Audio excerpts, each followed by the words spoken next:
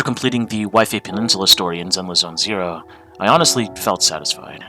The execution wasn't perfect, but I still liked it for what it was, and I wanted to speak out what stood out to me personally. There will also be spoilers, so here's your heads up. The story itself for 2.4 and 2.5 are pretty simple on the surface. You meet with Shunguang and you learn the nature of the Qingming sword and what it's capable of doing to those it chooses to be its wielder. It slowly drains their memories and removes their 5 senses in exchange for extraordinary power. Meanwhile, Shiyuan works tirelessly in order to find a way to break the Qingming sword's bond from his sister. I actually do enjoy their interactions with each other, mostly because, despite how distant they often feel from each other, you can tell that they're happiest when they're together. I had a feeling it was you. Every time we had a real fight and I called you by your full name, you'd cover up your nerves with a cough like that. Do you really have to call me out at a time like this, Xiaoguang? This alone just made me wish that Yixuan was a playable character. I really just feel bad when they're separate, though beyond this is something more personal I wish to express.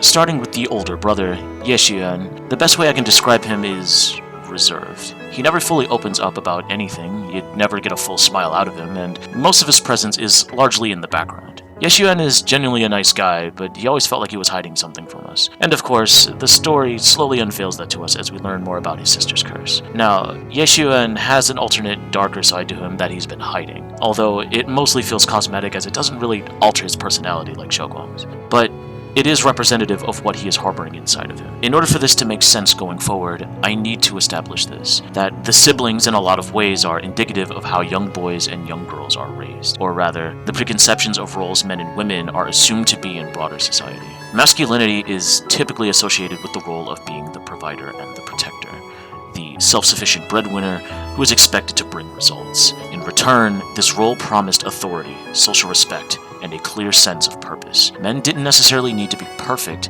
as much as they just needed to be dependable. As long as this role existed, men typically knew where they stood.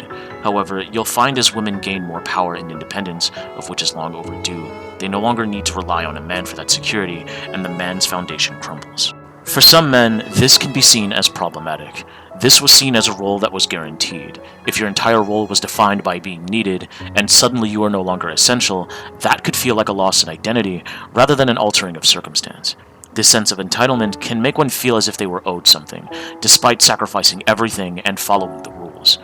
This entitlement then becomes resentment upon understanding the truth of these misconceptions, showcased by Yixuan's alternate form. In the case of Zenless Zone Zero, the truth would be the reveal of the secret end goal of the Yunque Summit and why it exists, which is to maintain a constant line of vessels for the Qingming sword to keep its catastrophic power in check. If Xiaoguang dies to the sword's curse, they simply force it onto someone else and the process repeats. And it is here, in my opinion, where Sarah's messaging hits and why she gains his favor so easily. They see your suffering, your talent, and feel pity for your plight. Perhaps the power you and your sister share is more similar than you think. Similar? I would have preferred if that sword had chosen me from the start. What a good brother. But since the sword chose her, perhaps it also reflects the truth she's been suppressing. All the while, the sword is consuming her. One day, it'll eventually turn her into the coldest blade. The Creator is different. Their power doesn't take, it gives.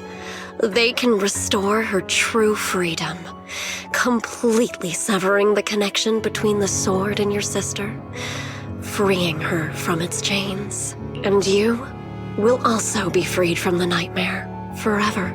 If it means saving Xiaoguang, I'll help you awaken this creator of yours. Sarah's nihilistic worldview doesn't provide information. It simply speaks to Yixuan's anxiety. She never offers a clear solution, she merely validates his emotions and grants him reassurance that he is correct. The creator that Sarah speaks of is supposedly all-seeing and all-knowing. They see your pain, your struggle, and your anguish, and simply states that he was right to feel this way, that he was right to take this as a loss, that his role in this life still mattered and can be restored, that it was unfair that the system he placed his trust in would rob him of the one thing he sacrificed for. And at that point, logic and coherency no longer matters, and now the ends justify the means. For men, this struggle carries moral weight and is often seen as admirable or even heroic, even if it is nonsense. After all, Shiyuan would rather struggle on his own terms than in a system that makes him feel monitored or managed. If he had come to the realization that the outcome of his sister's fate was determined by complicated, esoteric factors outside of his control, then effort no longer becomes the explanation for failure or success. If effort no longer guarantees reward, then the entire moral story men use to justify their sacrifice falls apart. If Shiyuan could be summed up in a single statement, it wouldn't be, "I wish to save my sister," but rather, "I am the only one who can." Please forgive me for leaving again. You must wait for me. Trust me. I will save you. I swear I will. Brother. On the opposite end, Xiaoguang's life is structured exactly as many young girls are raised. Typically, they aren't taught with self-fulfillment in mind. They are raised to be loyal and useful. Their value isn't measured in how much they provide, but in how subservient and obedient they are, constantly bending themselves to everyone else's needs regardless of how little is earned in return. Xiaoguang's reality is largely shaped by her seniors, who claim to know what's best for her, while also being burdened with a world-ending sword that could kill her at any given moment. This pressures Xiaoguang with becoming a hero and meeting expectations that are entirely unrealistic. Despite being incredibly powerful, Xiaoguang is often treated as if she is made out of glass, blurring the lines between restriction and protection. She's never treated like a person with autonomy as much as she's treated as a precious asset to the summit with an important role to fill. That, and many attempts to voice her opinion, or to take matters into her own hands, is often reprimanded. The Qingming sword needs a sword keeper to keep the two forces inside it under control. Otherwise, it could cause a massive catastrophe. You know that already. If such a disaster were to occur, countless innocent people could lose their lives. So what? Is my sister's life worth less than the lives of strangers? I know you're only doing this for my sake, but this is my choice. You don't get to choose! However, Xiaoguang also encounters the only one who can see the struggle for what it is, the protagonist, Phaethon. Xiaoguang's selflessness was largely informed by the characters we've met in previous chapters. You see it in Banyue's sacrifice to rescue the siblings from a miasma outbreak, Yishuan's oversized Qingming sword case to restrain its power, and of course, with Yishuan working tirelessly to sever the sword's bond from his sister. Growing up in such an environment, it makes sense that these acts of self-sacrifice would eventually go on to define Xiaoguang and her role as Qingming Arbiter, as the Void Hunter. However, underneath all of this heroism is a relatively simple girl who only desires freedom and to live. Her alternate form revealed by the Qingming sword lays all of her true thoughts bare, putting on a smile during the day, but spilling all of her frustrations at night. She's willing to use that sword, that cursed power, to save everyone, to play the hero. Funny. But me? I just want to live. The truth is, from the moment that sword chose me, I knew exactly what I wanted.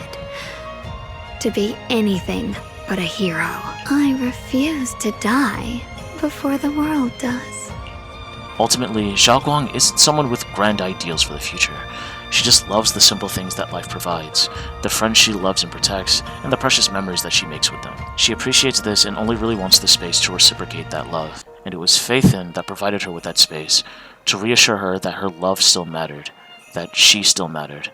Not the overpowered Void Hunter, but the ordinary, scared girl underneath it, who never chose to be a hero to begin with. So next time you have that nightmare, just remember, no matter what happens, I'll be there to catch you. You won't have to be afraid anymore. Junior. While Sarah and their creator act as a foil to massage her brother's ego and bring out his worst tendencies, Phaethon provides that positive affirmation that was missing from Xiaoguang's everyday life, the affirmation that she can live because she is enough.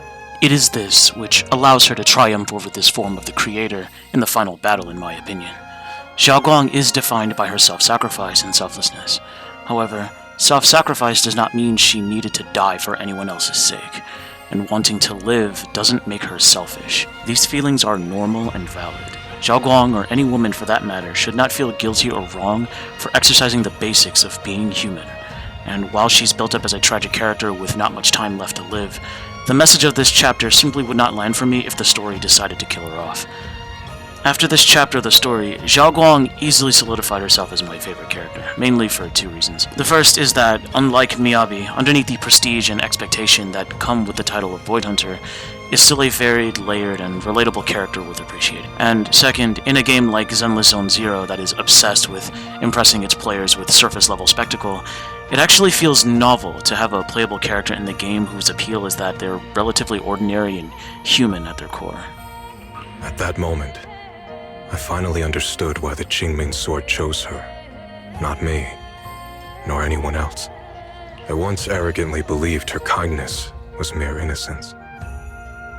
The naivety of someone sheltered from the storms of the world. I was wrong. That wasn't naivety. It was the courage to see through the darkness, yet still choose to embrace the light. It was something vast and overwhelming. Powerful enough to drown everything, yet utterly genuine. A heart of compassion.